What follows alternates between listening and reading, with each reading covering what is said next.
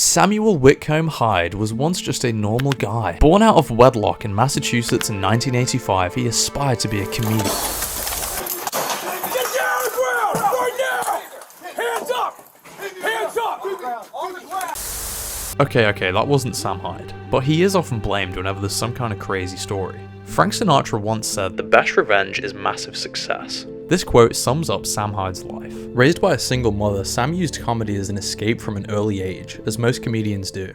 Ever since I was a little girl, the one thing that always separated me from everybody else was this silky, smooth, straight hair. Sam first started his comedy journey in a rather unconventional way, recording vertical videos in his bathroom which would often annoy his mother. Mom, on a serious note, I know that I am under your roof right now and eating on your dime and etc. But there's a limit to what I'll tolerate. There's a limit to how much I'm willing to tolerate. Hold on. All right, I'll turn it off. Stop it. Come on. Oh my God. Mom, wait. Mom, no. Wait. Mom, I'll stop. Come on. Sam talks about getting mono disease in high school, which made him lose a lot of weight. I was really athletic. I was always like the fastest, like best athlete. And then my parents got divorced, and I wore army clothes to school every day, and had I had long bangs like that. My bangs covered my face like a shield. No, dude. And the school talked to my parents. They thought I was going to shoot up the school. I had a therapist. She was like, God. "You're using your hair as a shield." And I would stop at the drinking fountains in school to wet my hair. 17, I got mono, and I started wearing girls' jeans, like tight jeans. Like I lost like 70 pounds in like 3 months. Like I got a virus that made me lose mad weight. Despite the struggles of Sam's teen years and 20s, he would go on to form the comedy trio $1 Million Extreme with his friends Charles Carroll and Nick Rochford. The trio would go on to become somewhat of an enigma online and would gather a loyal fan base. The three of them and their friends would produce increasingly high quality comedy videos and release them on the now suspended $1 Million Extreme channel. They would make videos all over America, from fashion interviews in New York and LA to messing around with dumb students in Massachusetts. In 2013, Sam Hyde wrote a letter asking to do a TEDx talk at Drexel University. He claimed that he was a war journalist that had recently visited Somalia, and I guess without looking into it that much, they just let him do it. He shows up wearing a plastic samurai outfit and reads out some insane ideas from his script, sometimes hiding behind it to laugh. The fake lecture received a lot of publicity, and even Joe Rogan enjoyed it on this podcast. See that guy who infiltrated the TED Talk? No. Ted's been trying to get it taken down. A comedian convinced Ted that he was some kind of something, and they let him give a fucking talk, and the whole thing was like a giant put on. And About what? What was the subject? Sam Hyde is his name. Yes. So he comes out wearing a plastic chest plate. It's like he's just scamming Ted, and he starts doing this like regurgitated bullshit like you hear on the TED Talks. My God. Look at him. You gotta see what this guy looks like, folks.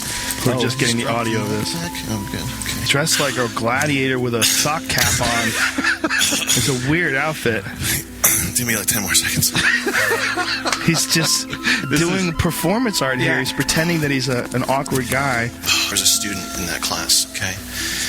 And the teacher, he was spouting some horrible nonsense about how it was something about how women's rights are not legitimate, something that everybody knew was false. But if anybody had spoken up, he would have taken extreme joy in failing them. Okay, nobody spoke up. One person raised his voice. One person started talking. The teacher couldn't believe it. The classroom couldn't believe it either. But in the end, he had logic on his side. And at the end of the day, he proved his point. That student was Albert Einstein. And that same sense of... He could not laugh. He's laughing at his own shit.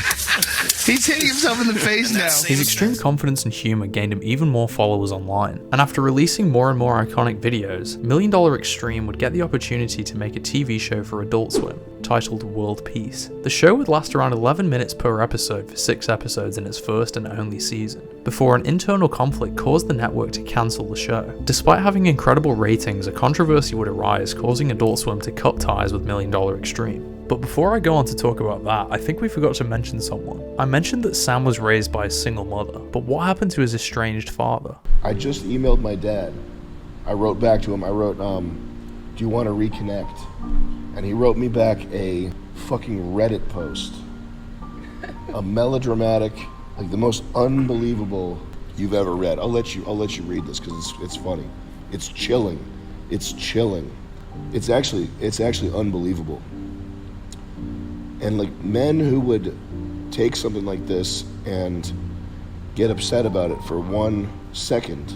Don't look through my camera, but read that. It's unbelievable. That's from my fucking dad. My email to him was want to reconnect. Don't read it out loud. Just read it yourself so you know, because it's chilling.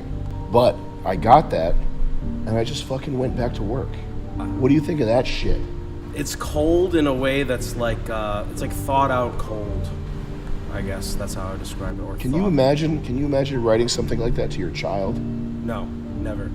Isn't that fucking nuts? Unless for whatever crazy reason my child is some extremely abhorrent. In December 2016, it was confirmed that World Peace Season 2 was cancelled. BuzzFeed writer Joe Bernstein criticized the show after a grilling interview with Sam Hyde, which Sam turned into another comedy sketch. Hey man, how are you? Good. Beautiful Joe. Hello? Hey. You ever play that game? You ever play Beautiful Joe? Do you consider yourself a member of the alt-right? Of Adult Night? Of the alt-right. What is the alt-right? Is that some sort of indie bookstore? I keep it funny. I do comedy. I don't do politics, okay? I don't get up there and I'm not doing some sort of political thing. I do comedy. Comedian Brett Gelman claimed that the show was an instrument of hate. Gelman would then leave Adult Swim, citing the show as one of the reasons. All of this pressure on Sam and the show had built up so much that the man in charge of Turner, the parent company of Adult Swim, cancelled the show. A single email from Joe Bernstein is what ended the show. That's what Mike Lazo, the guy that created Adult Swim, he said. You know, he said we're the next Tim and Eric. We're going to shoot 100 episodes of this show. He loved it. He was so pissed off when they canceled it that he took a 2-month sabbatical. He stopped working for 2 months after our shit got taken down. Yeah, Adult Swim's owned by Turner, and the two guys that are at the top of Adult Swim, Keith Crawford and Mike Lazo, they both loved our show. But above them is Jeff Zucker. Jeff Zucker is the guy who runs Turner. And ultimately what happened to get our show taken down was Bernstein directly emailing Jeff Zucker with the article. The article had no engagement. It had fucking like 60 fire icons or whatever BuzzFeed does for a like. Like nobody was reading this thing. It was it was nothing. Nobody's paying attention to this. The tweet that he put out had like 12 retweets. He emails Jeff Zucker with this thing, and it gets pulled like that. That's actually no bullshit. Swear on my life, that's what happened to get the show taken down. This was the lowest point in Sam's career. To have your career reach its peak with a TV show that almost had over 100 episodes, to being cancelled and having the mainstream media doing hit pieces on you, it seemed like Sam had finally broken into the mainstream comedy scene, after being known as a fringe online creator for years prior. This made his fans very excited, and World Peace got around 1 million viewers per episode, with countless more viewing it online for years after its release. Never forget what they took from us. World Peace being cancelled is the biggest tragedy in comedy. Can't imagine the gold we would have got by now. Literally one of the best sketches in comedy history. Sam had been castigated back to his online community where he kept on creating. He kept on releasing content and was making most of his money from his audience via Gumroad.com, although that didn't leave him satisfied. He would eventually re-enter the mainstream sphere when he fought a boxing match against I Am Thompson. He used this fight as a way to express himself, and created the character the Candyman, a crazed Irishman with a fetish for candy. If you consume too much, your teeth will get drilled. Your life will be fun, your life will be dandy, for the answer to all three is simply quite candy. When you were a wee lad growing up in Ireland, and you looked out and you saw the green grass and the blue sky, did they ever teach you any of the old songs from the old days? It's called The Death of Dull Rye. It goes like this. I told you once, I told you twice. The Candyman, he don't play nice. Men from Ireland, we don't back down. We'll turn your smile into a frown. Jump for joy, and come, my friends, to the pot of gold at Rainbow's End. True Irish remember the tale of William Wallace, the first alpha male. Sugar me biscuits doll up the eyes. Candyman speaketh with buttered up pride. Caramel gloves cut through skin of lies. When Candyman sweeten the death of Dolrai. Around this same period, YouTuber iDubbbz would fly out to Sam where he aimed to make a hit piece documentary on him. Sam, in his usual spirit, saw this as an opportunity for comedy. He spent around $15,000 and even hired a fake girlfriend with a shaved head, just to shock iDubbbz and his viewers. Once iDubbbz clocked onto the fact that it was all a setup, he didn't release the documentary, or even bother to edit it. 9 months had passed, and so Sam Hyde decided to release his own version of the encounter, titled The Truth About iDubbbz. In this long video, they can be seen showing him around the area, shooting guns, hanging out, teaching him how to drive a manual, and even boxing each other under a bridge. I won't go into the drama fully because it's been extensively covered, but long story short, iDubbbz confronted Sam about copyright striking one of his videos in the past, and iDubbbz and his girlfriend would ban Sam Hyde from a charity boxing event. I didn't realize at any point that I was going to be fucking blacklisted from a charity event. That I got 5 front row tickets. It was $10,000, and it's for charity.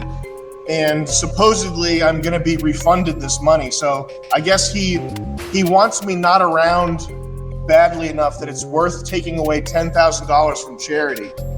I guess. Sam had essentially used his opponent's momentum against him. He knew that he was the target of a smear campaign by iDubbbz and turned the smear on the smear man himself. This ended up being a genius move by Sam, who would come out of the drama with iDubbbz looking like the bad guy. Since then, it's safe to say that iDubbbz has had a huge decline, and Sam Hyde is more successful than ever before. He's recently announced that a $1.2 million production of World Peace Season 2 is being released soon, and as far as we know, it's in the editing stages currently. In 2023, Sam also had huge success with the Fish Tank project, a 24/7 live stream inside a house where contestants face a series of challenges.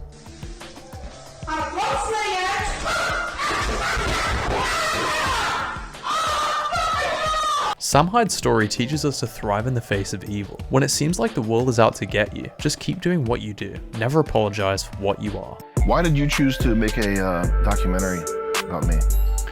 Well, I'm gonna flip that question on you and say... You can't flip I just flipped the question on you. No, that's not how this works. I'm interviewing you. This is crazy. Yeah. This is the craziest interview I've ever conducted.